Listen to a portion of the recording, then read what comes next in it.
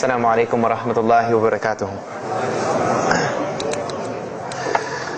الحمد لله إن الحمد لله حمدا كثيرا والصلاة والسلام على رسول الله وعلى آله وصحبه أجمعين. أشهد أن لا إله إلا الله وحده لا شريك له وأشهد أن محمدا عبده ورسوله وختام النبيين ورحمة للعالمين وداعيا إلى الله بإذنه وسراجا منيرا. أما بعد. I'm going to tell you tonight about my journey from where I once was as a former Christian youth minister to how I got to where I am now. There's a lot of bumps in the road. You know, it seems pretty clear. Yeah, you're a minister and now you're a Muslim. You know, but there's a little bit more to it, inshallah. So just bear with me, and hopefully you'll get something out of it. Because the point is, at the end, is I want you to get the message behind the story. Because if I was traveling around the country just to tell my story, then I would be wasting time. It's on YouTube. Anyone can go get it from anywhere in the world. So inshallah, we're going to begin at the beginning. I was born and raised in Greenville, South Carolina.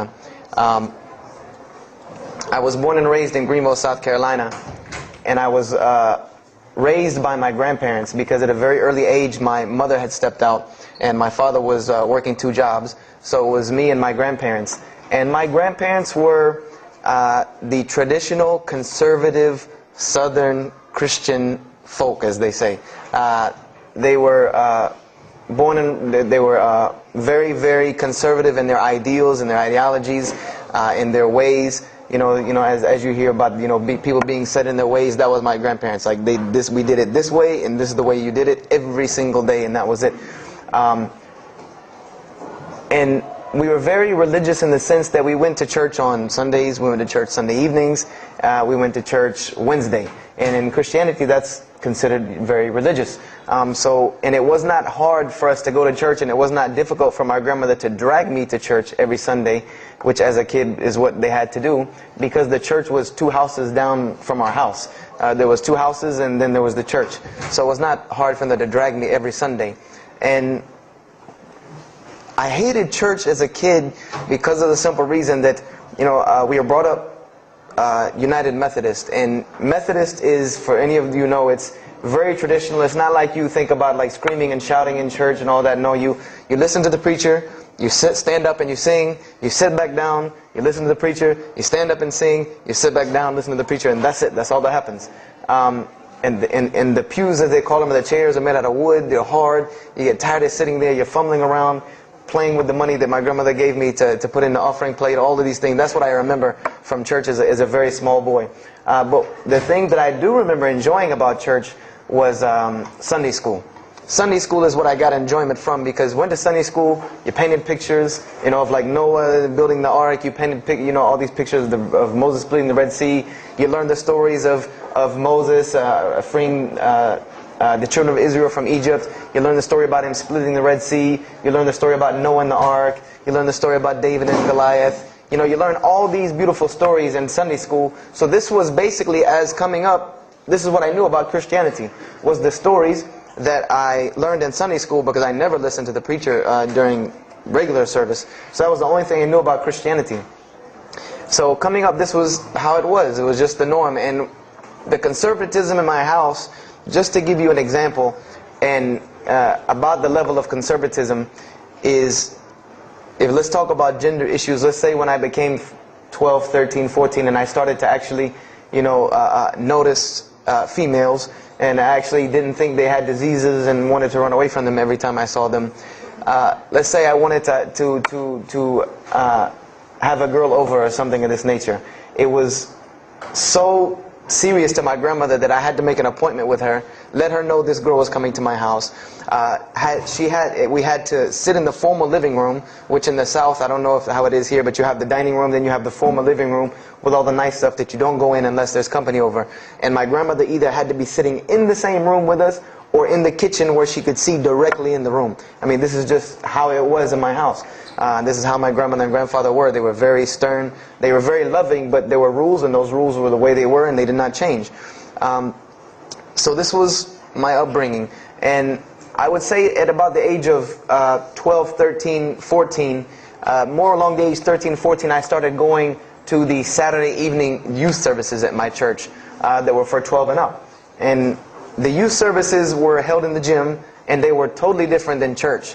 At the youth services you went, we played basketball, we played volleyball, we played dodgeball, we played every kind of sport, and we ate pizza and cake and candy, all the stuff kids like to do. And at the end, the youth minister, who happened to be my catty corner neighbor across the street. When I was 14, he was 17. He was the youth minister, so he would sit us down and give us a 30-minute lecture about Christianity, about something about God. He would give us a 30-minute sermon, and that's how the youth services were. And going to these youth services, I met some other people who went to other youth services. They invited me to Young Men for Christ and other things that were going on in South Carolina. And so I started to go to these different retreats and camping trips with them. And so that is when I would say that I started to become a Christian out of will. I became a Christian because I wanted to, not because it was something I was dragged to do. I started to actually want to be Christian. This is something I wanted to do. I made my own choice and my own decision to do it.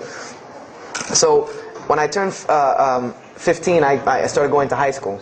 And when I was a freshman in high school, my best friend, who was the youth minister, was a senior in high school. And I remember we had a very close bond because I had not had my license yet, so I used to ride with him to school every day. And it was a big deal for me to be able to ride to school with a senior, especially since he had a brand new, or it was a brand new, but he had a restored '67 Mustang, which I've always been a fan of cars when I was a kid. So we had a very close bond, and we were very good friends because both of our parents were very similar. They didn't let us do much. So we spent a lot of time with each other. And when I became a sophomore, he graduated and started to attend Bob Jones University. I don't know if that rings a bell with anyone, but Bob Jones University is a very prestigious conservative Christian college in South Carolina. It's probably the most conservative college I've ever seen. Because the Moody Institute is known as one of the most famous in this country since Chicago.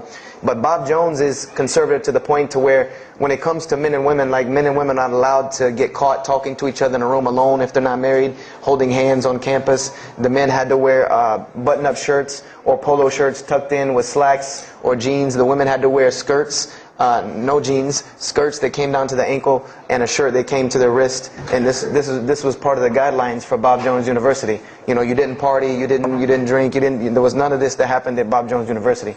And he started going there, and his major was textual criticism. And textual criticism probably doesn't ring a bell with anyone, and to explain it in detail would probably take another entire lecture. But just to give you a brief synopsis of what is textual criticism. A textual critic takes the ancient manuscripts of the Bible, the pieces of parchment that were found all over the world, and he has to learn Hebrew, Greek, Aramaic, Latin, these languages that these parchments have been found in.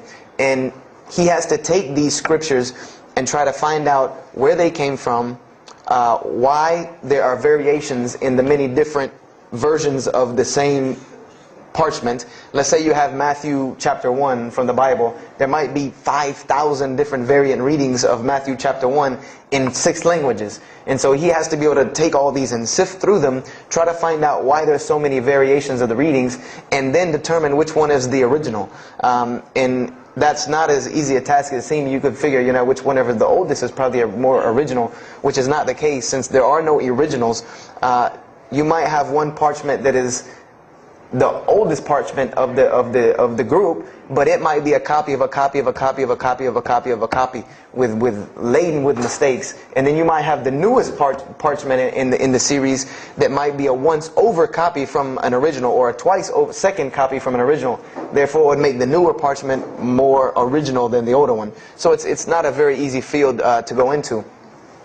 And he started studying textual criticism, and being that I was his best friend, I started studying textual criticism. Whenever he was, doing his homework or research papers, I was right there with him. Whenever he did a homework, he would always let me read it. Or when he finished his papers, he would give them to me.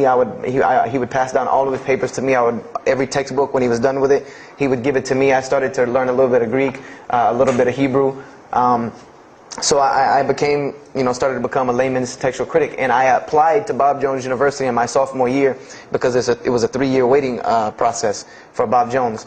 And when I turned 16, almost 17, my friend came to me one day and he asked me a question that I had never really even pondered upon. He asked me, he said, "Have you ever read the Bible?" And I said, no, in church. I mean, yeah, we've all read the Bible in church. You know, your parents make you open it up and look at it. And at the Bible studies I went to, Young Men for Christ, we did have Bible studies, and we'd read a few passages and talk for 2 hours about those few passages. But he's like, no, have you ever read it? You know, like you read a book beginning to end. I said, no, I don't know anybody that's read, nobody that I knew had ever read it, beginning Genesis 1:1 to the end. He said, but this is the inerrant Word of God, as we are taught. This is our instructions on earth. Why haven't we read it? You know, why have we not read this book? And I said, you know, that's a very good question. And he gave me a challenge. Well, it was basically a challenge for us both.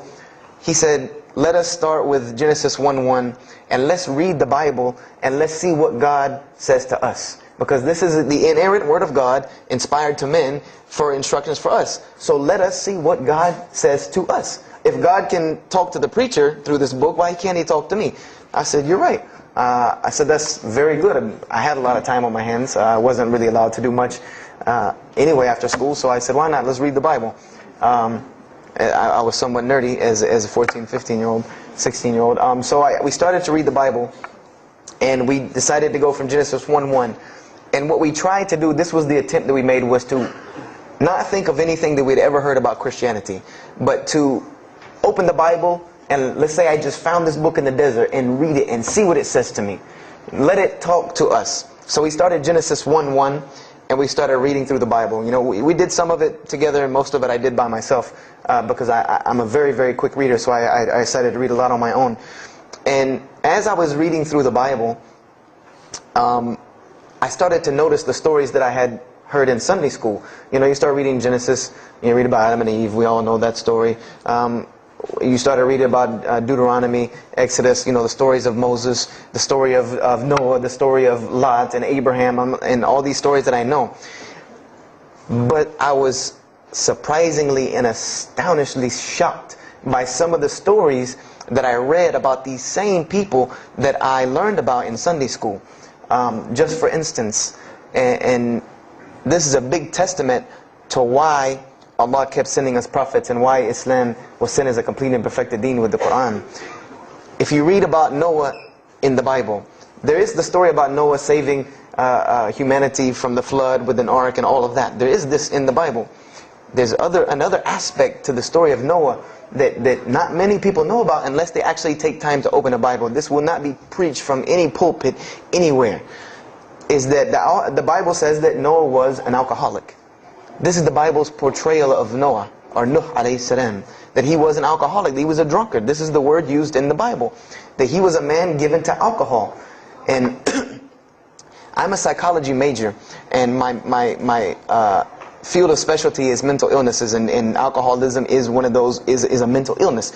And I know from seeing alcoholism's effect on one of my close friends' parents, I know that someone who is truly addicted to alcohol, and if Noah lived for so long addicted to alcohol, he was seriously addicted to alcohol. It is hard for someone addicted to alcohol to hold down a 9-to-5 job working at McDonald's flipping hamburgers, much less construct an ark to save humanity from a flood that's never happened. So that stopped me for a moment in my tracks, and I said, Noah was an alcoholic, you know, and it bothered me for a minute, because I said, you know, things started popping in my mind like, if Noah was a drunkard, how did he know God was talking to him? Because, you know, I've seen some people, they're alcoholics, you know, you were just asleep in my dog's food bowl the other night drooling, and now you're telling me you were talking to God last night. You know, you know, to rationally, that would not make sense to me. That's like, you know, an alcoholic on the street coming to you and tell you God's talking to him. You know, he has no, this would give this man no validity. This man has no validity with anyone. So I didn't pay it too much attention. It caught me, but I said, you know what, I'm going to keep going, because there's one thing that you don't do in Christianity, and I'll tell you what it is in a minute when I started doing it. Then I came across the story of Lot, or Lut alayhi salam, and we all know the story of Sodom and Gomorrah in these stories, but there's another very twisted story in the Bible about Lot and his daughters. There's a story of Lot and his daughters in the Bible that says his daughters got him drunk one night and seduced him and committed incest with him. This is the Bible. This is one of the Bible portrayals of the prophets of God. The person who saved his family from Sodom and Gomorrah. This is the story that is in the Bible. So I'm catching myself again like, oh, this is becoming a really bad habit that I'm seeing. This is becoming a bad recurrence that I'm seeing over and over again in this Bible. So, after that I started, speeding through some of the other mumbo jumbo to get to more of these prophet stories. And I got to the story, there are others, and there are some stories in the Bible that are not PG rated, period. They're not rated for talking anywhere. You would need an 18 and up ID card to be able for me to even tell you these stories. So the one that intrigued me, that caught my attention the most, was of my most beloved story in the Bible, and that was of David and Goliath. That was my most intriguing story to me, because not only was, it said that in the Bible that David was a very small man and Goliath was a very big man, and that was appealing to me because I've always been very short, and as a kid I was really short. So, I said this was a very beautiful story to me, just in its prose and in its concept of overcoming. And so I started to read about David. And there are very beautiful stories about David in the Bible. There are indeed. But there is one story about David in the Bible that shocked me to my core. And it's a story about three people. There's three people in this drama: David, Bathsheba, and Uriah. And it says that David saw this woman named Bathsheba. And she was one of the most beautiful women of her time. And she happened to be married to one of the commanders of his army named Uriah. But David on this day decided that he was not able to resist his temptation to be with this woman Bathsheba, so he did.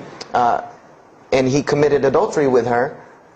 And knowing that he did this, the way that he decided to cover it up was he sent a letter to the generals of his army saying that when the battle was fierce, for everyone to pull back and abandon Uriah, so that he would be killed, and when he dies then he could have Bathsheba, no harm, no foul. So David went from being the slayer of Goliath, the hero from man, to an adulterer, a plotter, and a murderer. And so this is when I really caught myself and said, hold on now, something's wrong here, something's got to give. I said, because to me, God's prophets in my mind were people of example, people who I could follow as an example, someone who was supposed to be the best of us, so that we could follow them and emulate them. And they're turning out to be worse than some of the people that you see on America's Most Wanted. David is somebody that, if I only knew this about him from the Bible, I see him coming down the street, I'm going the other way and calling 911, because he has to have a warrant out on him for something. This is what I'm thinking in my mind. This man is not an honorable man at all. He killed Goliath, yeah, but he killed this other guy named Uriah to be able to commit adultery with his wife. So I committed the cardinal sin in Christianity. I started asking questions. This is the one thing you do not do in Christianity, is you don't ask questions, especially not about issues like this. So I went to my pastor and I started asking questions. What's going on here?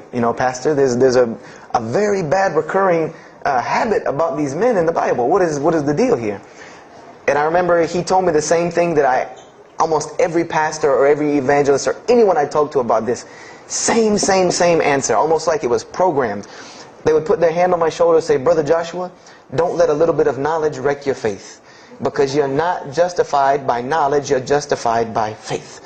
And they would quote me verses like, lean not on understanding, Paul's, we're justified by faith in Jesus Christ. They would quote this whole line of thing to me like it was already pre-programmed, that they programmed in pastor school that people are going to ask you questions and here's the answer. So I said to myself, I don't know, Pastor, this just seems kind of odd. He said, let me tell you something. What you're reading is the Old Testament referring to God's covenant with the children of Israel. And they were a different people, a very stubborn, crazy people. So why don't you move on to the New Testament? In the New Testament, you'll find the new covenant they were under with Jesus Christ, and I promise you things will change and be better. I said, okay, perfect. So I went ahead and finished and got to Malachi and then started with the New Testament. So I opened the New Testament. I said, here we go. Let's start all over again. But there were a few things that I had learned from the Old Testament that I wanted to keep in mind when I started to read the New Testament. I learned, number one, that God was one in a unique sense. This is what I learned from the Old Testament, that God was one in a singular, unique sense. This is over and over and over and over very clearly in the Bible. God's nature is one. This is so clear through the Old Testament. And that He was very jealous about His worship. And every single time the children of Israel would turn to something else other than Him, He would punish them and restrict their lifestyle. This is something that I learned. And it kind of, the similitude to me with how God dealt with the children of Israel was, and I hate to use this stark contrast, but it's almost as if one of us went out, God forbid, I hope not, and let's say we went out here and robbed a bank. You rob a bank, you're going to jail for a long time. And every day when you wake up, do you think that jail is going to look like the Hilton at LAX? No, I doubt it. It's probably dark, cold, bad food, orange jumpsuits, not nice people, the whole 9 yards. And the reason why this is, and I know this now from studying psychology, is that this is supposed to be a stark reminder every single day when this person wakes up that you are in jail. This is supposed to remind them every single day you're in jail because you committed a crime. And we run this, not you. This is the message that is being portrayed to this person in jail. So when the children of Israel kept rebelling against God, He restricted their lifestyle. If you study Judaic law now, it is some of the most strict religious law you can find. All of the good things that we enjoy as Muslims, even when it comes to dietary laws, like the good parts of the meat that we are allowed to eat, they can't have these things. These are things that are restricted from them. Why? Because Allah wanted to remind them every day that I am Allah. I am your God. You will worship me. I run this, not you. And I understood this from reading the Old Testament. This is a concept I had come across. So I started with the New Testament, Matthew, Mark, Luke, and John. And one other thing that I did when I started to read the Bible was, if you go to Barnes & Noble, let's say you go to Barnes & Noble and you take a book off the shelf, what is usually the first thing you look at? The title. Then the next thing, the author. You want to know the title and the author. What is the name of the book? Who wrote it?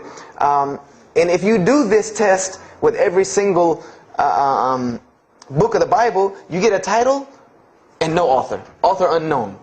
Or author is appears to be so-and-so. Or we derive that so-and-so possibly written this. Like let's just say for Exodus, they say Moses wrote Exodus. Which if you read some of Exodus, he couldn't have written all of Exodus. Because the last part of Exodus is Moses' death, burial, and Joshua taking over the children of Israel. And now unless Moses was a sure indeed prophet that was able to write things after he died, then he did not write these things. And so when you go to Matthew, Mark, Luke, and John, I wanted to know Matthew who, Mark who, Luke who, John who, because it's called the Gospel according to Matthew. The bad thing is that no one knows. No one knows because no one pinned their name down to these things. No Bible scholar in his right mind will tell you that we know for sure Matthew so-and-so wrote this, Mark so-and-so wrote this, Luke so-and-so wrote this, John so-and-so wrote this. It's factual information that we do not know who wrote these. So I was intrigued. I'm like, that doesn't, why would somebody write this book that's supposed to be passed down over generations and people are supposed to, this is the inspired word of God to guide mankind, and nobody decided to pin down who wrote it. But anyway, I started to read it, and I started to notice things about the teachings of Jesus Christ. And they were not what I had learned in church. When Jesus spoke, He spoke of the nature of God. And when He spoke of the nature of God, it was the same nature of God that I found in the Old Testament. Jesus said many times that God is one. God is unique. He would even quote from the Hebrew Scriptures. Hear, O Israel, the Lord your God is but one. When He was asked, what is the greatest commandment? Or He was asked the greatest commandment. He said the greatest commandment, and every Muslim should understand these two concepts. This should be nothing new to you. The greatest commandment is to love the Lord your God with all your heart, with all your might, with all your strength, and then to love your neighbor as you love yourself. He said the rest hang on these two, which we know in Islam we have rights of the Creator and rights of the creation. So this was the concept that He was teaching. And He even said in 1 John 5:17, and this was more clear to me than anything else can be, this is life eternal, that they may know you, the only true God, and Jesus Christ, whom you have sent. And when you look at that in the Greek and the Aramaic, it is almost exactly to a T of La ilaha illallah Muhammad Rasulullah. Now that I know Arabic and have understood that, very same similar statements. Yes, indeed, there were some implicit statements about that you could implicitly, if you took them and separated them from everything else, you could maybe derive that Jesus was trying to claim some divinity or something for himself. But I also know from doing psychology, and I did a little bit of law too, that an implicit statement cannot override an explicit statement. An explicit statement always takes precedence. So if Jesus said God is one, and he anagorically may have alluded to God being more than one, then the clear statement overrides that each and every single time. So this is what I found through the New Testament. And I also found that Jesus taught salvation. But his salvation that he taught was obeying God and following the commandments. This was his mode of salvation. One man asked him, "Good master, tell me how I can inherit the eternal life." He said, "Follow the commandments." Follow the commandments. He even, in Matthew, was so sincere about it. He said, "Whosoever shall follow the least of these commandments and teach men to do so shall be called the greatest in the kingdom of heaven. But whosoever shall break the least of these commandments and teach men to do so shall be called the least in the kingdom of heaven." So this I understood very clearly, that Jesus taught the same nature of God that was in the Old Testament. He taught that the salvation lied in worshiping God and following the commandments. This I understood. Matthew, Mark, Luke, and John were very clear about this. You know, there were other things, the only begotten Son, you know, but these things were not in red letter, so I did not give them as much weight as what I did to the actual words that Jesus Christ was saying out of his own mouth. So I read Matthew, Mark, Luke, and John. All of it was saying the same to me. I said, and I was thinking to myself, this is not what I was taught about Christianity. You know, you're taught that God is 1 in 3, 3 in 1. You know, 1, 1, 1 equals 3. You know, Father, Son, Holy Spirit. Jesus died on your cross to forgive your sin. You know, and there was another thing that I noticed from the Old Testament, and this is a beautiful lesson to Muslims, because you're asked this all the time, especially when it comes to dawah. And I never put 2 and 2 together until I learned Islam and then read the Bible one more time. Is I wanted to know why the Jews wanted to crucify Jesus so bad. Why so bad? They could have just mobbed him anywhere and killed him on the street. It's not like he had clans like the Arabs that would have come and backed him up. I said, why didn't they just kill him? You know, why were they so strict and sincere to tell Pontius Pilate, you got to kill him and you need to sanction it? We can't do it, but you need to sanction it to kill him. And now I understand it. Was that Jesus had a mission, and that mission was to share God with the world. And Paul even kind of tells on himself in his book of Galatians as to why Jesus was meant to be crucified, or the Jews wanted to crucify him. Paul said that the crucifixion is the stumbling block for the Jews. And he explained in Galatians that Jesus Christ, and this is how he tried to roundabout explain it, was cursed for us, to remove us from the curse of Allah by taking this curse upon us. For it is written, and he quoted the Old Testament, everything that hangeth on a tree is cursed. So I went back and studied the Old Testament and Judaic law, and I realized that people who were crucified, that was considered a curse upon them. You had to do something pretty serious to get crucifixion, because it was considered a curse from God. It was part of their law that when someone is crucified, that person is cursed. So wherever they buried these criminals, like in the graveyards in Israel, in Jerusalem, in Palestine, where they buried these criminals that were crucified, this was considered cursed ground. This was considered ground that you didn't go on, and you did nothing here, because these people are cursed by God. So I started to put 2 and 2 together. It's not that they wanted to kill Jesus, because they could have just killed him. They wanted to disprove who he was. This was their point, was to disprove who this man was. He said he's the Messiah. They wanted to disprove it, and they knew if you can crucify Jesus, he can't be the Messiah. He cannot be our Messiah if you can crucify him. And even if he is, if we can still force our crucifixion on him, then that'll detriment his message.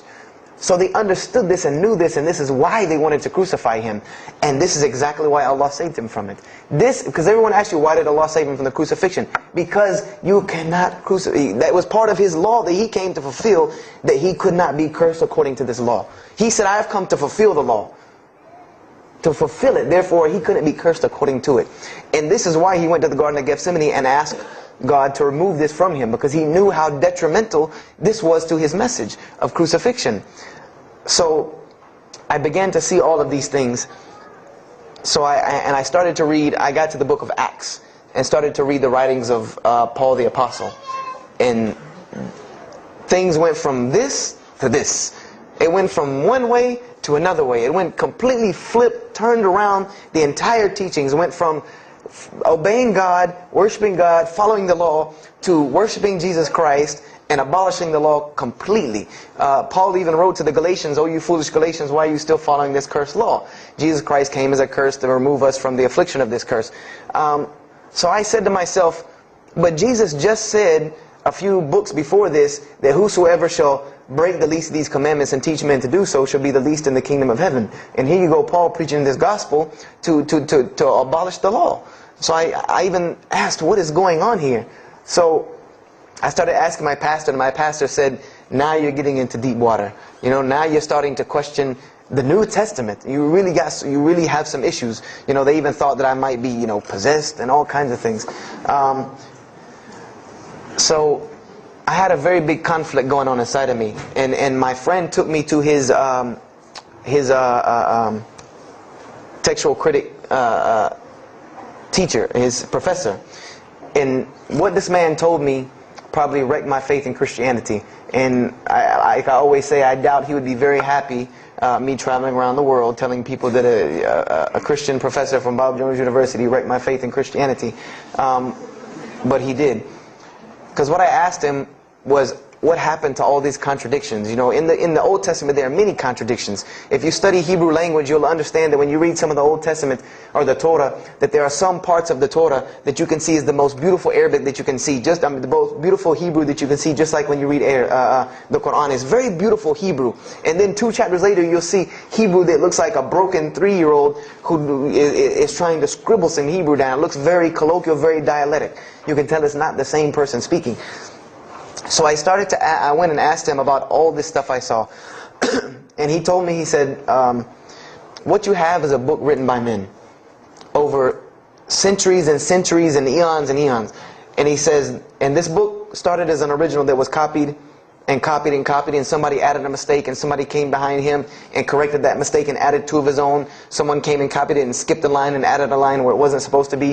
And then someone else came and copied it and took it to his country, and in order for it to fit well with the doctrine they were teaching, he would cross out a dot here or cross out a word here or change a word here so that it would fit with the theological ideas of this part of the world. And he said, and after all these years, you have a book now that is compiled from all of this, written by the hands of men that still have men's fingerprints left on it. And that's what you have. You have an imperfect book that is only perfected through faith. This is exactly what he told me, that this book is perfected through faith. You cannot perfect it textually. It's not a textually perfect book. Those who believe in it by faith. And so I said, here we go again with this faith thing. You know, I said, God gave me a brain for a reason. If He did not want me to use it, He would remove this reason and logic part of my brain out and replace it with more faith. So, you know, and I was of the opinion, you know, as the saying goes, my grandmother didn't raise a fool. I'm no fool. I said, I can't believe in this. You know, I mean, this book I've been taught is the inerrant word of God, and you're just telling me that it's a book of errors that's only perfect through faith. That's like me taking a 1982 Datsun all beat up and saying, if you believe it can be a Mercedes. If you believe. You know, that would make no sense. You can't take a car to the car dealership and say that. No, if you really believe it, if you look at it right, it's a Mercedes. So I said, no, you know, this is a book full of errors. And God's religion is perfect. If God has a religion, it's perfect. If He has a book, it has to be perfect because He is perfect. So I left Christianity completely. And I decided that I was, I had learned some concepts from the Bible. God was one. You couldn't fool me of that. I had also concepted that there should be nobody standing between me and God, because He created me without permission from anyone. Therefore, I don't need to be taking permission from someone to go to Him. If I had to be forgiven for something, it should come from Him, because on the day of judgment, it's going to be me and Him alone. And I didn't know about God's prophets yet. I had my doubts and persuasions about that. So I decided to start searching other religions. I went back to Judaism. I studied Judaism. I found the same thing that Jesus taught about two spiritual Jews that leave the law, and Jews that were so caught up in the law that they left no room for spirituality. I studied Buddhism, Hinduism, Taoism, Confucianism, Wiccan, Bushido. Everything I could get my hands on, every type of ism or religion, I studied it. But there was one litmus test that I used for every religion. And whenever I met them, or the people or whatever about this religion, I would always ask them, do you have a book? Do you have a book? Because another thing I had come to the conclusion of is that if your religion is true, you should be able to tangibly hand me something and show me that this religion is true. Give me something that I can see. I don't want to hear that faith stuff anymore. I heard that all my life, and look where it got me. It got me thinking I'm driving a Mercedes running around in 1982 beat up Datsun. I said, no, you have to show me. And so I read the Bhagavad Gita, I read the Torah, I read the Scrolls of Tao, I read the Code of the Bushido, I read the Wiccan Book of Spirits and Spells and all that other magic stuff they have. And I read all of these things, and I found something very congruent with all of it, was that there were very same philosophies and teachings in all of these major religious books. They all talked about God and His nature. Most of them alluded to the fact that God is one, and that God sends messengers to us and people to us to teach us. But they were filled with a whole bunch of garbage, to be honest with you, that I couldn't logically, rationally believe. So at about the age of 17, just about the time, about 17 and a half, I gave up my search for God. And I became kind of angry with God, because I said, here I am looking for you, and I can't find you, and it doesn't look like you're giving me any help. And I don't know how many of you know, but for a 17-year-old that is frustrated with God and the world, there's a lot of trouble he can get into. There's a lot of things he can do to put himself in predicaments when he's frustrated with the world and had come to the conception that, if there's a God that exists, then He doesn't really care about me. That's a kind of a dangerous young man. So I started doing the whole partying in trouble, going to parties, drinking underage, all of this stuff I started doing. I'm a perfectionist at heart. So when I was a Christian, I tried to be the best one I could. If I was going to switch to being any other religion, then I was going to do that 100%. So you better believe when I went after the dunya, I did that 100%. And I was a martial artist since I was 15 years old. And even though it was only 2 years, 2 years at 17, you think, you're Bruce Lee. So I got into a lot of fights. Got kicked out of school, had to go to another school, got in one fight, got arrested for a fight, and there were a couple incidences that stopped this downward spiral, because I was on a very, very quick downward spiral and I believe if I would have continued on that downward spiral, I would probably end up hurting someone, killing someone, or them hurting or killing me. And there were two incidents that brought that to an abrupt stop, like pulling the emergency brake. And the first one was a car accident that I was in.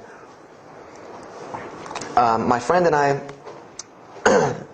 were on the way back from Clemson University from a frat party, and we were driving up 385 in South Carolina, and we were both highly intoxicated, and I decided that night that he was driving, I decided to put my seatbelt on for the only reason that I kept falling over when I fell asleep without the seatbelt on, because I didn't really believe in the seatbelt thing, because I said if I'm going to die, I'm going to die. That was the conception that I come up with, that if it's time for me to die, it's time for me to die. I didn't believe in the whole tying your camel thing.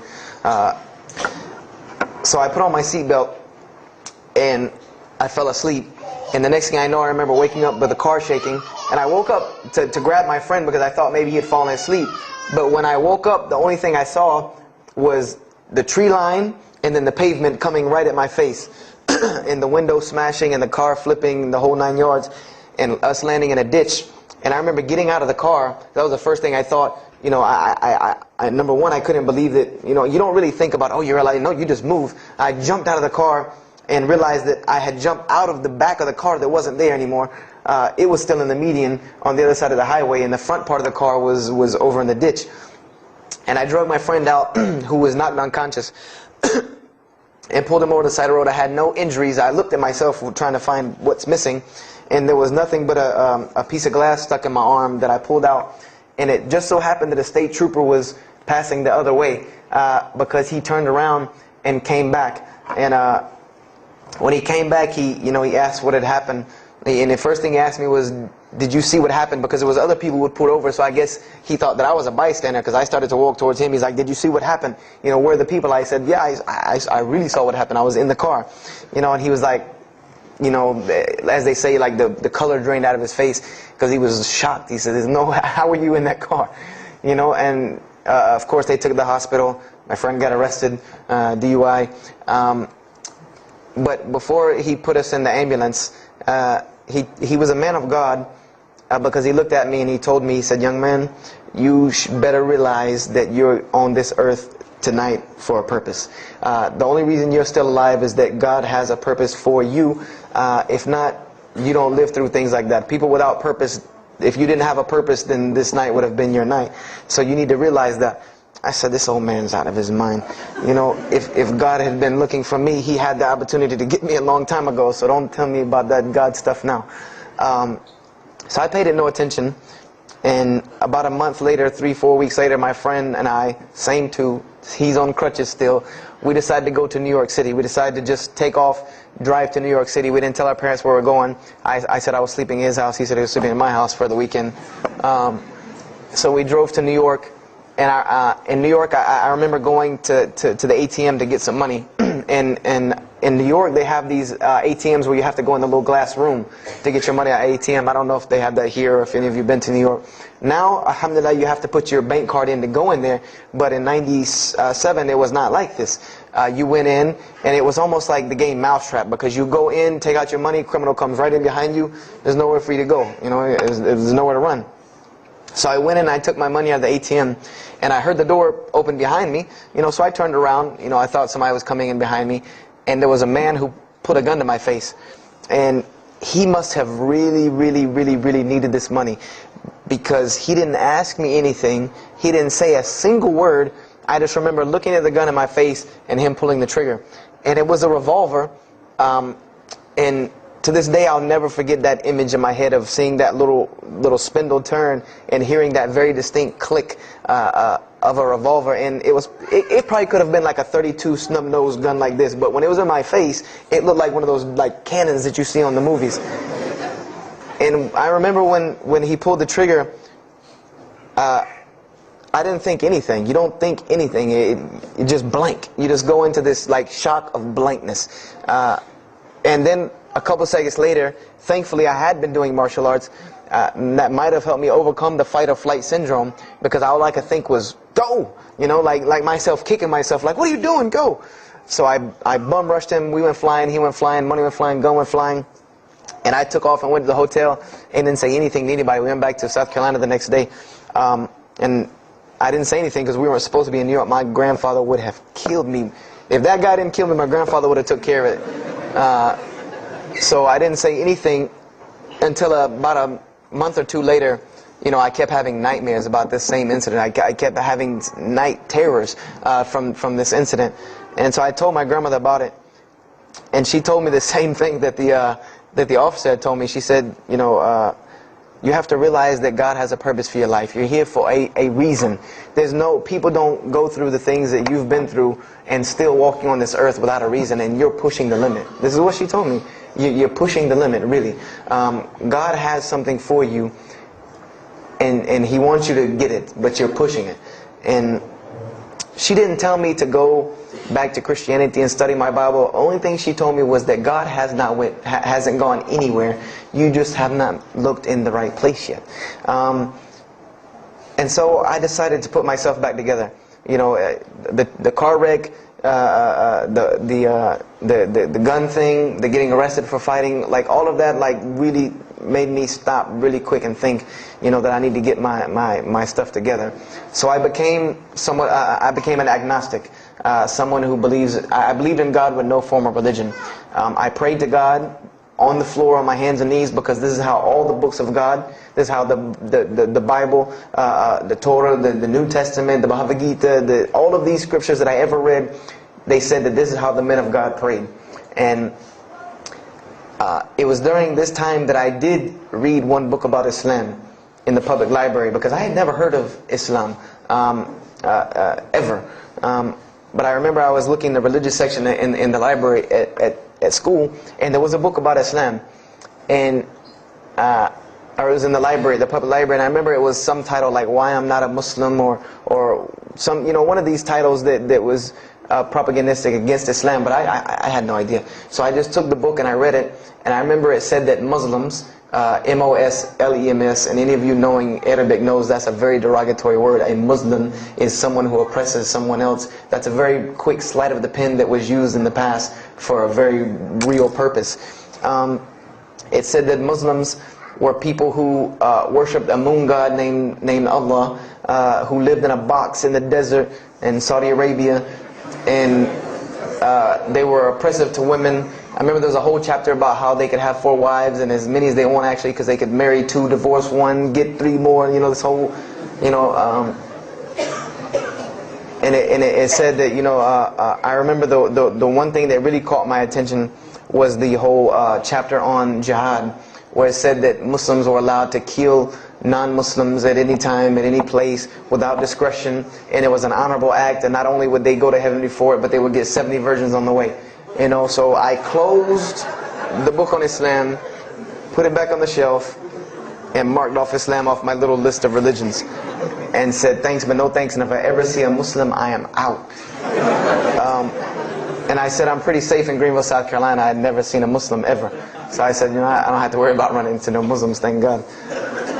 So, I started, just worshiping. I tried to just be a good person, pray to God, ask Him for guidance, try to be a genuinely good person. And I remember what changed is when I met a Muslim. I met a Muslim who I had met a couple of times at school. We had went to school together, and I knew him, but I never knew that he was Muslim. And there's a couple of reasons why I never knew he was Muslim. Because he was African American, number one, and the book said that Muslims were Arabs. And number two, I didn't know, I thought Muslims ran around, marrying as many women as they want and killing non-Muslims. I didn't know that they could also be part-time drug dealers. So I never knew that this guy was Muslim. I didn't put 2 and 2 together.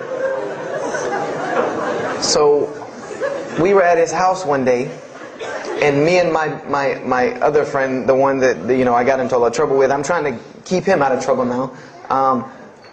We were at his house, and we were debating something about religion. I forget what even the topic was, but you had 2 teenagers thinking they know everything. And I was trying to explain something to him about the Bible.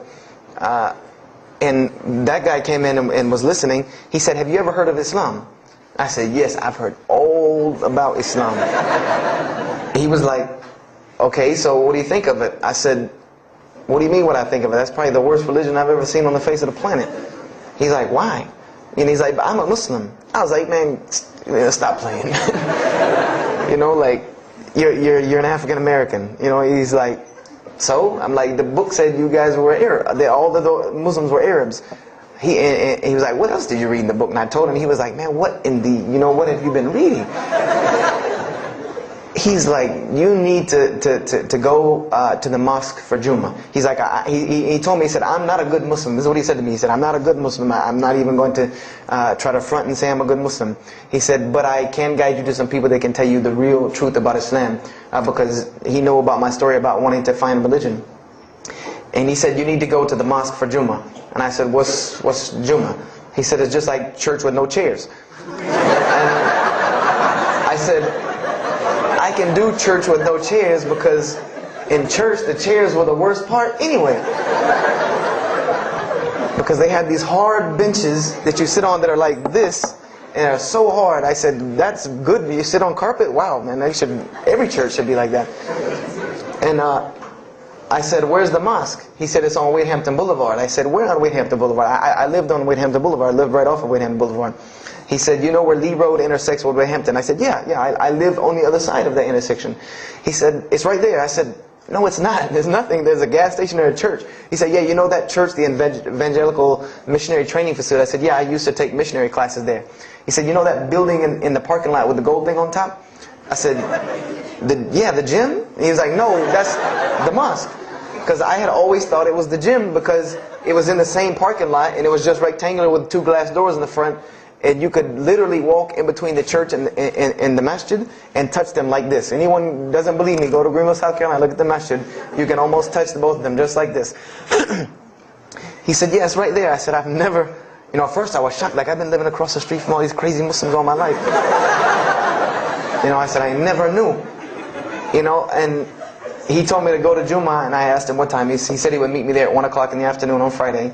So I said, okay. I went on Friday, and I'm waiting outside for him. I'm not going inside. That's not happening. And I'm seeing all these people going in. And at this time, it was a predominantly Indo-Paki Arab masjid. Anyone who went in was not American, period. And I did not see even one African American going there. And I did see one. And then when he went in, I heard him talking in a dialect that I realized he was probably from Africa. So I said, he's not American. So I'm not going. I'm waiting, and I'm standing outside, sitting on the church steps, and the imam pulls up and parks right in front of me, who I had no idea he was the imam. But he got out and he asked me, am I waiting for someone, this, that, and the other? And I explained to him. He said, oh yeah, we know this brother. You don't see him that much, but we know who he is. And, he said, I'm glad you came. He was a very, very nice, gentle young man. And he invited me into the mosque, and I kind of wanted to wait on my friend, but I didn't want, at the same time I didn't want to tell this man I don't want to go in. So I went in, and they put me in the back and gave me a chair anyway. And I said, I came to sit on the floor. And they gave me a chair anyway, and all of these people are piled up in front of me. And there's no Americans here, and I'm starting to wonder, if this is a setup, because it's starting to smell like a setup to me, because in my mind I'm like, you've been set up before, and this seems kind of like this. So, and I'm starting to think in my head, scenarios, a young mind at play. I said, this other guy, my friend, he probably was in the same situation like me, and he probably made a deal with them to get out, as long as he brought other Americans and tricked them into coming to the mosque, so they could do their jihad after Jummah and get their 70 virgins. So I'm sitting here, and there's all these people in front of me, and then there's a curtain with all these people behind me making noise, and I have no idea who's back here. So I'm stuck in the middle of this. I hear that it's some women, but I don't, there's a curtain. I have no idea. So I'm like, there's something very odd about what's going on right here. I'm like, just let me make it. I'm starting to look for the exit. I'm like, calculating how many people are between me and the exit. I know some martial arts, so I said I might hit a couple of them, and I'm out. And then the imam came, and I just now realized that he was the imam because he got up on the minbar, and they started to call the adhan. And I said, okay, that man seemed nice. He seemed genuinely nice, so I felt a little more comfort.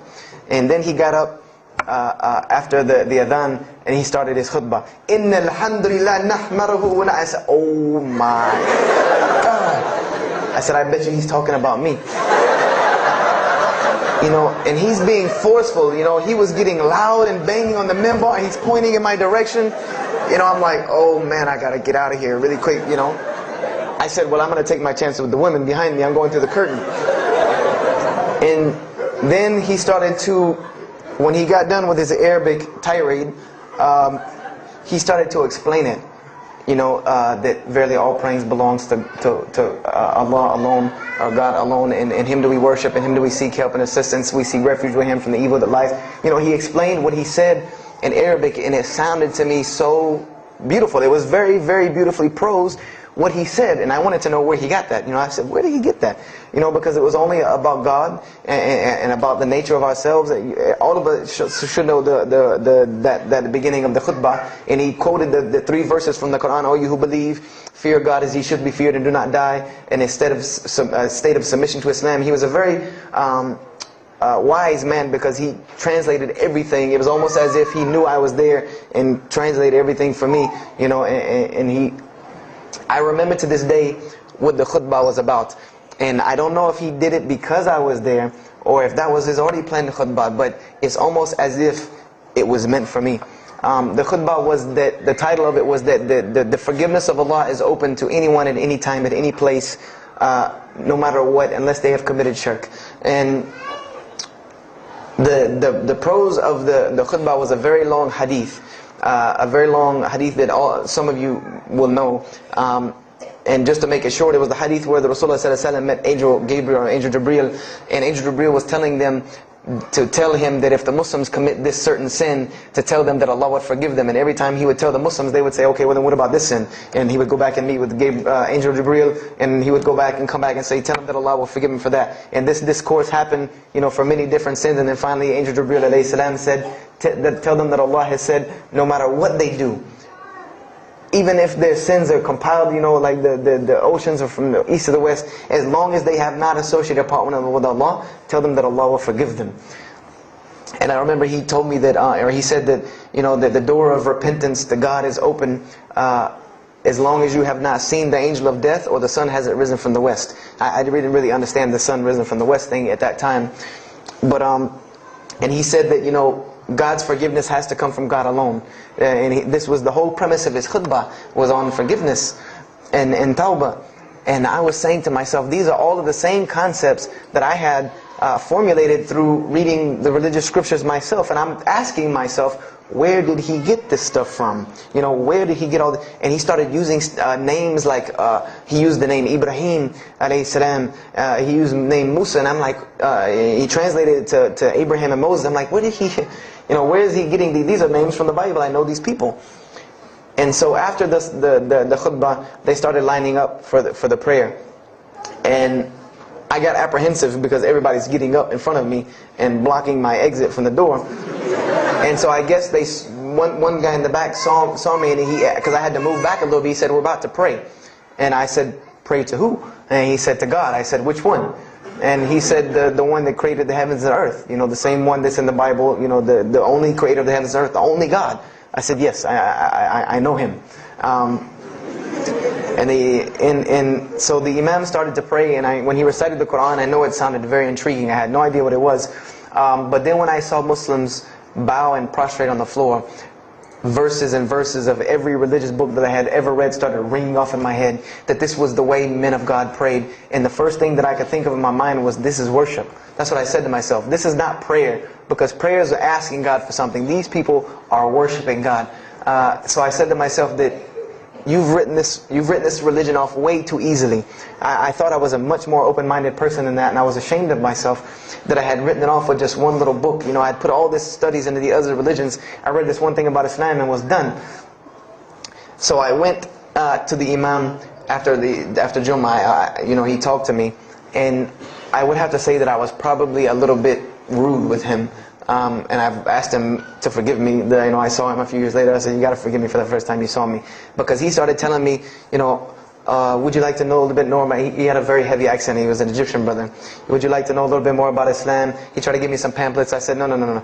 I don't want any of this right here. I said, do you have a book? This is what I wanted to know. Do you have a book? Can you give me... He said, yes, we have a book. I said, it's called the Quran. I said, can I read it? Is it in English? Can I read it? He said, sure, you can read it. And then he tried to explain it to me a little bit, how it came by. I said, nah, just give me the book, because the book should speak for itself. So I took the Quran home, and on Friday night I started to read it, because this is a book I had never seen before. And I was very interested. So I went home and I opened the Quran, and I read the Fatiha. It seemed to me kind of like the Lord's Prayer. It was a little similar to what I found in the Bible. But then I started to read Surah Al-Baqarah. I started to read Surah Al-Imran, and I started to see names that I had seen before. I started to see names like Abraham, Moses, David, Jesus, Yahya, John the Baptist, Zechariah, Mary. And I said, I know all of these names, but there was something different about these people in this book. The prophets that I found in the Bible were people that were deplorable, of not very good character. These same men in the Quran were someone who were at the highest echelon of moral character and moral fiber. They were someone that was an example to be followed because they lived the message that they preached. Therefore, they were able to be followed and emulated. So, I read all of these chapters and I read the story of Jesus, peace be upon him. Because when I saw the name Jesus first, that really intrigued me. I wanted to see, what does this book have to say about Jesus? And I read the story in alamiinn, and I read a story in Surah Maryam, and it was more beautiful than anything I had ever read in the New Testament, or any nativity story that I had ever heard. It was more beautiful than that times 10. I remember the only thing that I could capture in my mind was the miracle of how, because in the Bible you never really figure out the conflict of how Mary gets over this finger pointing at her about her coming with a baby and she's not married. There's no real end to that. There's no real defense for her from this in the New Testament. But the Quran is so explicit and so clear that Jesus' first miracle was to speak from the womb, to speak as a baby and defend the honor of his mother. Something that you cannot deny. Something that you cannot deny about her, who Mary was, when you have this baby speaking on her behalf. So, I would say I read the Quran entirely in 3 days. But that first night, after I had made it through Surah Al-Imran, my heart was already given to this book. I didn't know what it meant to be a Muslim. I didn't know how to be a Muslim. I didn't even know what that meant. But I knew that whoever it was that followed this book, I wanted to be like these people. I wanted to be like the people that I read about in this book. These were people I could follow. These were prophets. This was a book of guidance. And this was something that the book is calling and appealing to me. That if you don't believe in this book, you never see that. I've never seen this in any other scripture. The direct challenges that are in the Quran, that if you don't believe this book is true, put it to the test. Put it to the test. And this was something that was so astounding to me, that God is telling you over and over again, if you don't believe this is the truth, test it. Bring me something else like it. Test it. Put it to test. If it was written, if there was more than, all of the analogies about God, everything was so logical, so rational, so reasonable in my mind, that it was like 2 + 2 = 4, and that was it. There was no 1 + 1 + 1 = 3, egg, yolk, water, fight. There was none of that foolishness. The Quran was very direct and very straightforward in its teachings. So I gave my heart to Islam that night in my living room, reading the Quran, and I cried and cried, that I had been looking for the truth all this time, had searched all this way, and it was right across the street from my house. And so I went back on Monday to accept Islam and ask these Muslims where in the world they've been all this time, and I go ready to go in there and do my thing, and I go and the masjid is locked. And because they only came on Fridays and for Isha during that time, and I didn't know, so I said, okay, I guess I have to come back on Friday, because every time I passed by the masjid after that, it was always locked. So I came back on Friday and I took my shahada, and as they say, the rest is history. But I don't travel around the world, and this was in December of 1998. I don't travel around the country and the world telling my story, just for the entertainment value. Even though I've been told it does have some entertainment value, I don't tell it for that person for sure. If that was the only reason, then you could just get it off of YouTube and it was the same exact story. I'm going to finish with this, and I hope you can give me 10 more minutes, inshallah, to tell you why I go around telling my story. I tell my story to let everyone realize that there are millions and millions of people just like me. Just like me in 1998, searching for the truth, can't find a way out. There are millions of people. There are probably millions of people in California, hundreds and thousands, if not millions, right here in in Orange County and Los Angeles in the Southern California area, that want to know the truth, that are tired of hearing the same garbage preached to them over and over again, tired of this shaitan box telling them the same thing over and over again, tired of the world being in the condition that it's in, tired of their life being in the condition it's in. And we as Muslims have the solution to every single one of their problems. And guess where we keep it at? Right here inside the masjid. Right here inside the masjid, we have all of this truth. We have the solution to every problem in the world. You want to solve the world hunger? The problem of world hunger? Islam has the problem. You want to solve the problem of world poverty? Islam has the answer. You want to fix the economic situation of this country? Islam could fix it tomorrow.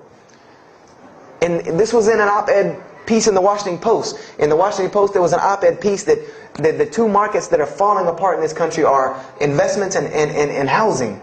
And there are two people in this market that while the rest are bottoming it out, this market is steadily climbing. It's not getting rich overnight like people want to, but it is continually going up, and that is Islamic financing and Islamic housing markets. These two things are so steady and so strong that economists in DC are trying to figure out how they can take some of these Islamic principles, from these investing and housing firms, and plug them into this system to give it some stability, because they realize that you won't get rich overnight in the Islamic system, but it will be stable. It will be something that will give stability.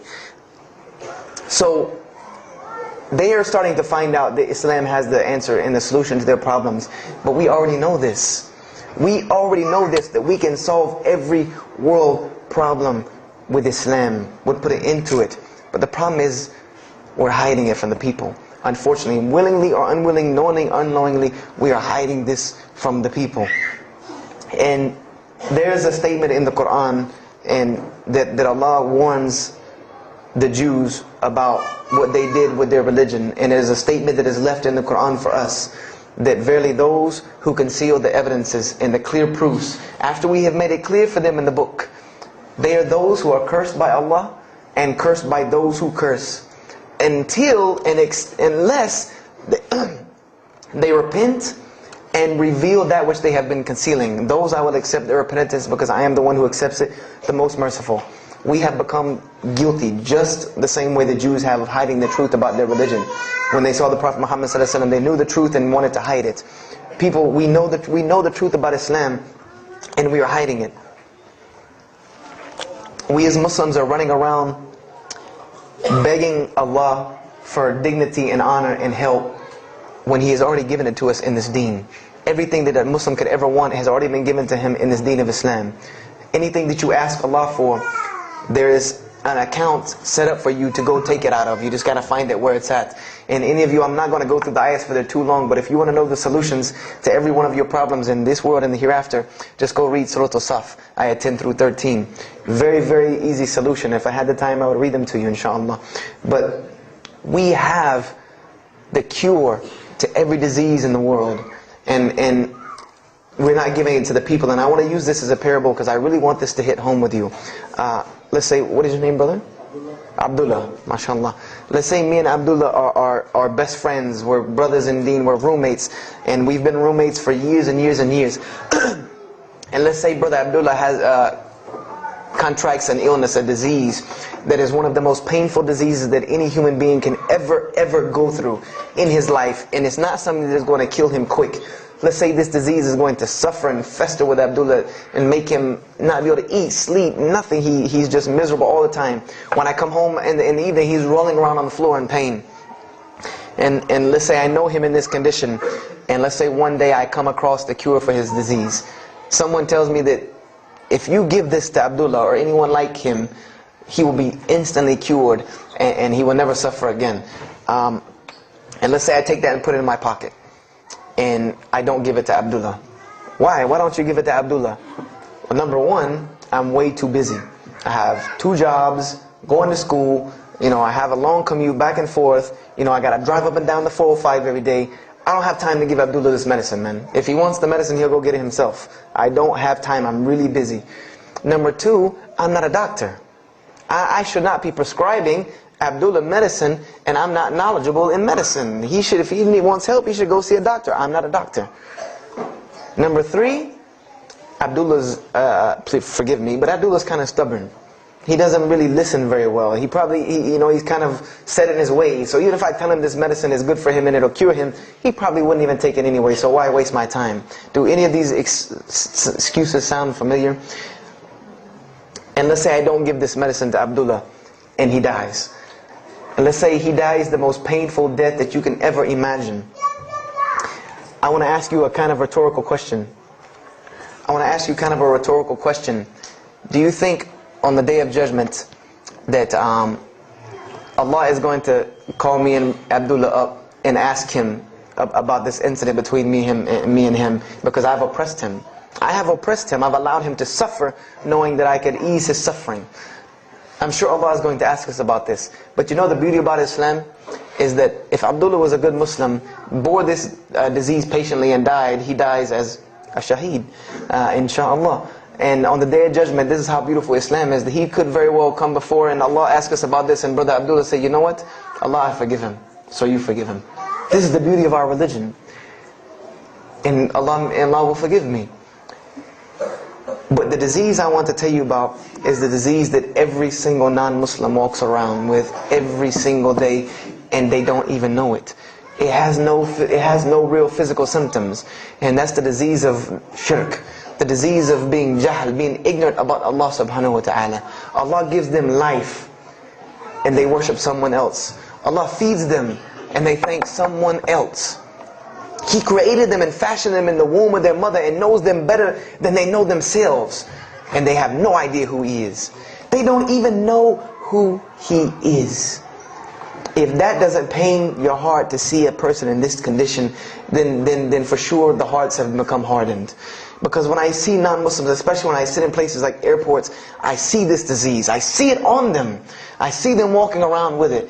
And there's so many of them passing me, I think to myself, there's no way I could talk to all of them. There's nothing I can do.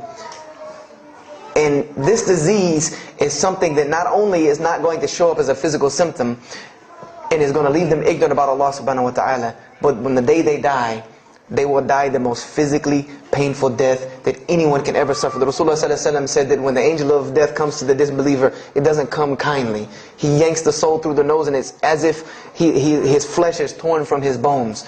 It's as if they take Brother Abdullah and turn him upside down and stuff him in a human paper shredder. This is the death that is waiting for those who do not know Allah subhanahu wa ta'ala. And you know the unfortunate thing? That while you've been sitting here listening to me, thousands of people have died. Thousands of people have lost their life not knowing Allah while I'm talking to you right now. People in this city have lost their life, and there's nothing we can do about them. They're gone. It's too late for them. We can't save them even if we want to. And that's a deplorable, deplorable, sad, sad fact, that we can't save them. But there are many, many, many, many who we can save.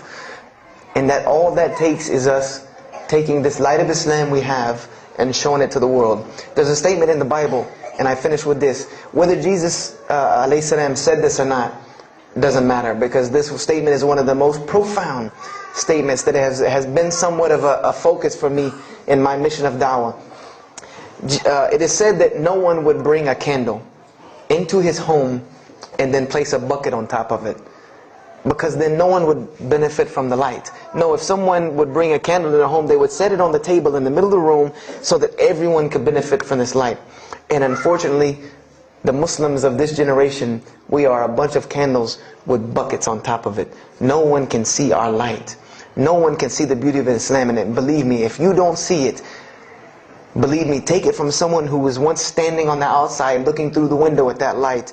It is one of the most beautiful things you can ever lay your eyes on. It is a treasure to be found of treasures.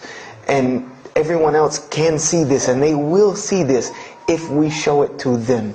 If we allow Islam to be Islam. If we start becoming Muslims, meaning that the best form of da'wah that you can do to this world is very, very simple. It's not complex. It doesn't take a 10-hour workshop, even though some of the details do. But if you want to know the way, the best way to do da'wah is for Muslims to be Muslims. That's it. Study our history. Study the history of Islam. Why was the world conquered by Islam? Not through military campaigns and wars, but through Muslims being Muslims. The most populated Muslim country, Indonesia, was because of Muslims being Muslims. A few Muslims decided to get up off their behinds and go to another country and live their life as Muslims, not shaving off their deen to be pleasing to those people, but being Muslims.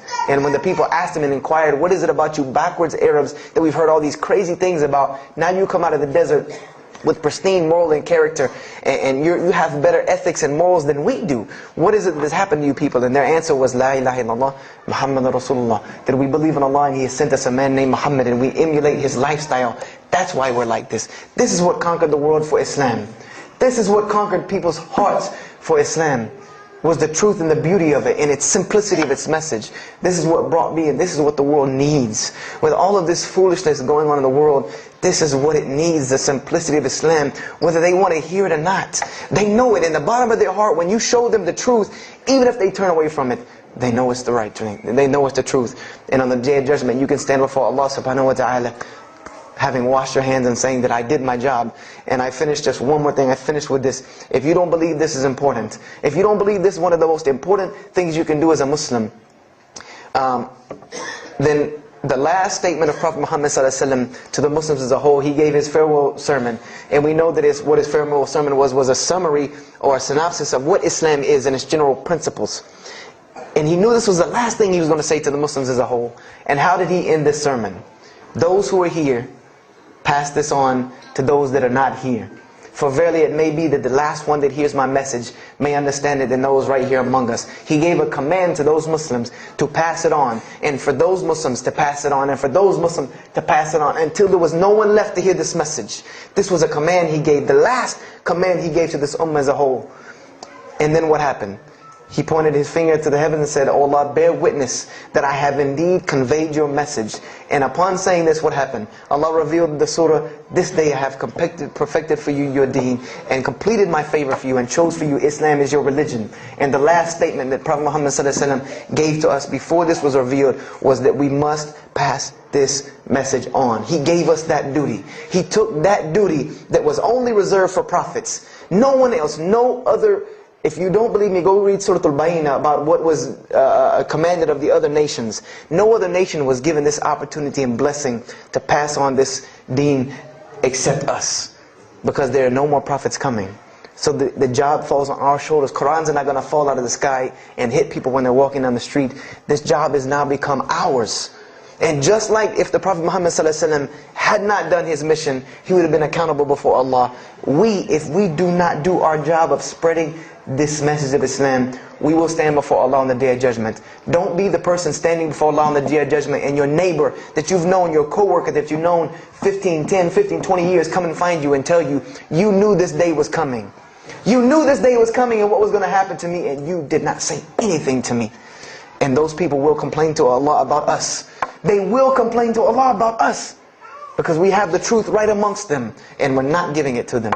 We need to stop hiding it in our masjids, in our homes, in our hearts. And we need to give it to the people. It's beautiful, trust me. Just hand it to them. Just hand it to them. I promise you they'll take it. Because it's something that is so pure and pristine. And now forgive me for probably going over my time. And if we have time, I want to leave some time for questions and answers. I will be outside to take any questions and answers. The only last thing I want to announce and let you brothers and sisters know is one of my biggest dawah projects is a DVD project that I do. And my goal is to put a DVD about Islam in the hands of every single person in the United States of America. Right now I'm working on Florida and I have other brothers working in other places because people will watch a DVD. We did studies on this and people will watch media before they'll read a book or before they'll listen to an audio CD. And alhamdulillah, through these DVDs we've gotten I would say an average about 2 shahadas a month because my personal contact info is on the DVDs and people watch them and they call me and I converse with them and usually most of them accept Islam. I just had a shahada the day before yesterday from Irvine, Texas, from someone who had bought the DVD and given it, a Muslim had bought it, gave it to his friend hated it or didn't want it, so he gave it to another person and that person gave it to a co-worker at work who watched it and accepted Islam. So this is one of my biggest projects.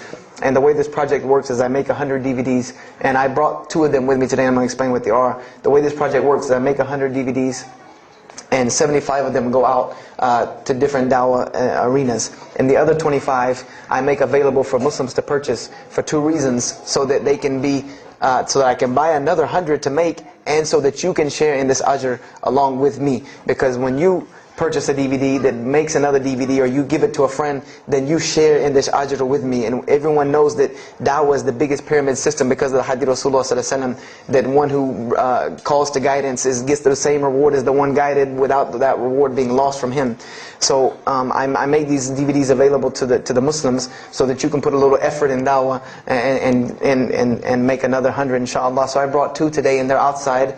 One of them is called Islam in the Bible, which is basically what I just told you in a PowerPoint format, so that you could see all these verses that I saw, all these things that I read that allowed me to see the truth of Islam very clearly when I saw it, and I coincide them with the Quran so that you could see them.